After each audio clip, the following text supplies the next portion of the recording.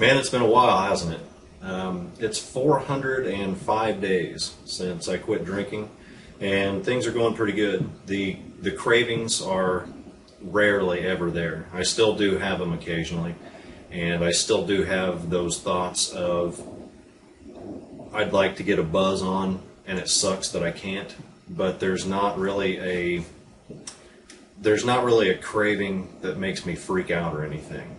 I'm still replacing it with coffee and tea, and I still drink way too much caffeine.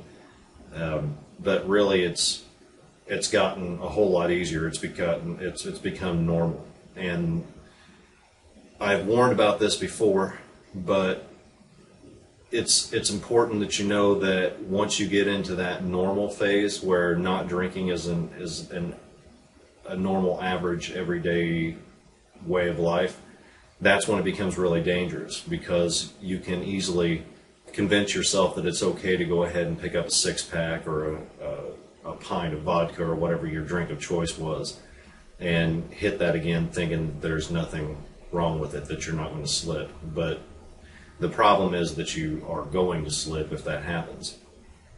There's always that mechanism in your head that is sort of like a malfunction in the brain, and that's what makes you an addict. The booze itself didn't make you an addict. There's a problem in the brain that actually causes you to become addicted to, you name it, booze, drugs, pornography, whatever the hell your addiction is. What I've done is I have aimed that addiction in another direction, and that is writing comedy. For years, I was around the internet when the internet was still in its infancy, and I've always written comedy on the internet for, I don't know how long it's been, 15 years, something like that. But I've always done it as a hobby. And a couple months back, I decided to go ahead, and I think it was in October, I decided to go ahead and try out writing comedy for a living. And it actually happened a little bit by accident.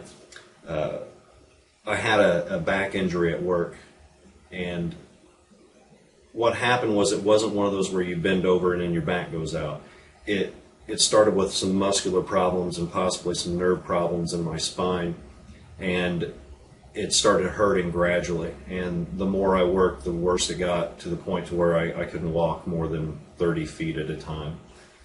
Just going through Walmart, if I had to pick up like deodorant or whatever, I would have to get a shopping cart so I'd have something to lean on. It was horrible. The problem with my old job was that I worked there for 14 years, and the job was pretty bad. They offered some of the worst insurance you could imagine, even though they did offer insurance and it was free. It was pretty bad insurance. There was no sick time.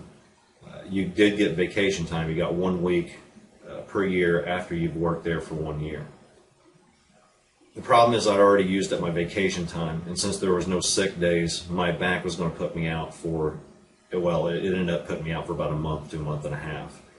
I got a hold of my best friend, and I told him what was going on, and I said, look, I can't afford to go to the doctor right now. My insurance is screwed. I have no sick days. Can I get some articles written and pass them by you and see if they'll fly over at cracked.com?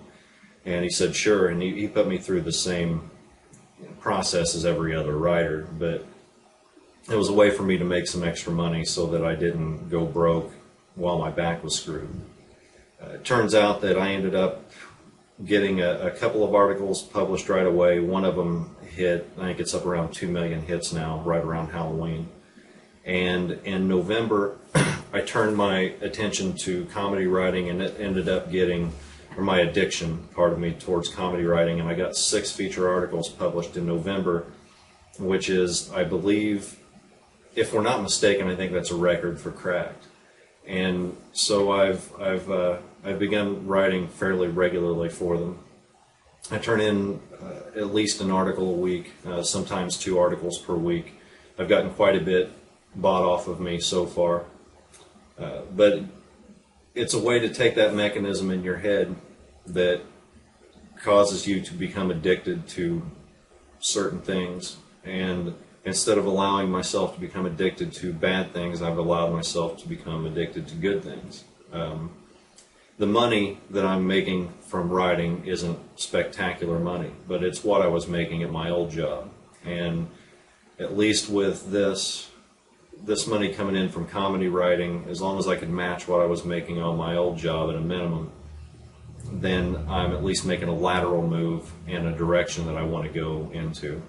Instead of I washed trucks for a living for 14 years, semis, big semis. And even though I'd been a roofer before that, this was physically more demanding than any job I'd ever done. And I'm just too old to do it anymore. I'm 36 years old, and my body couldn't keep up. But this comedy writing thing is something I should have been doing 15 years ago.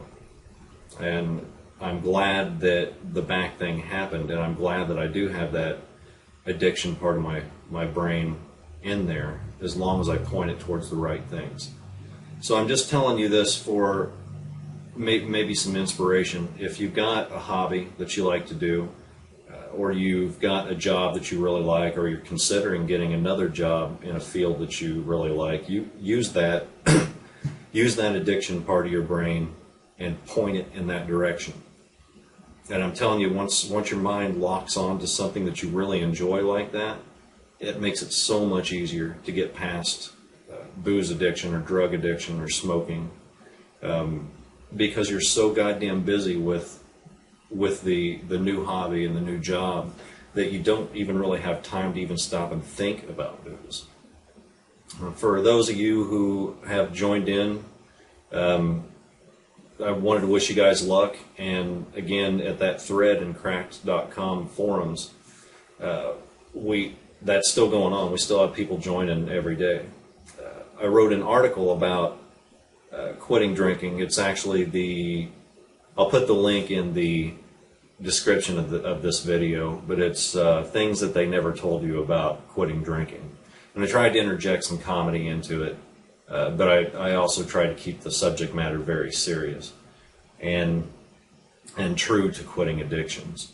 So after I wrote that, I think I've gotten 500 private messages on the boards from people saying, their thank yous and asking me how I went about quitting, and I've always pointed them towards this video. But for those of you who are quitting and want, maybe to get a laugh out of what you're going through and get maybe a stress relief, go visit that article. It's a look at quitting addictions that maybe you don't get everywhere else. So anyway, I'm still going strong. Thought I'd give you guys an update, and pretty soon I'm going to actually be quitting smoking and documenting that too. I'm going to use the same techniques that I used to quit drinking in order to quit smoking.